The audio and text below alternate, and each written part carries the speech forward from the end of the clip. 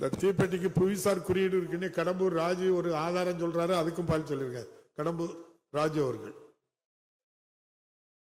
பேரவைத் தலைவர்கள் அமைச்சர் அவர்கள் பேசுகின்ற நேரத்தில் தீப்பெட்டி உற்பத்தி தொடங்குவதற்கான ஆவணங்கள் இல்லை என்று சொன்னார்கள்.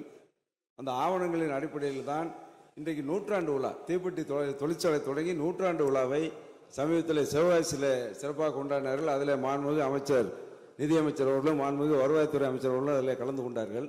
அதன் தொடர்ச்சியாக அந்த விழா கோவில்பட்டியிலையும் நடத்துவதற்கு ஏற்பாடு செய்கிறேன். ஆவணங்களின் அடிப்படையில் தான் நூற்றாண்டை கொண்டாடி ஆவணங்கள் உங்கள்கிட்ட இருக்க. ஜப்பான்ல போய் அந்த தொழிலை கற்றுக்கொண்டு வந்து ஆரம்பிச்சிங்க, அசோகன் சொல்லுவாருன்னு பார்த்தேன், சொல்லல. அத ஆவணம் இருக்கு. நம்முடைய மாண்புமிகு அமைச்சர் அவர்கள் பதில் சொல்லுங்க.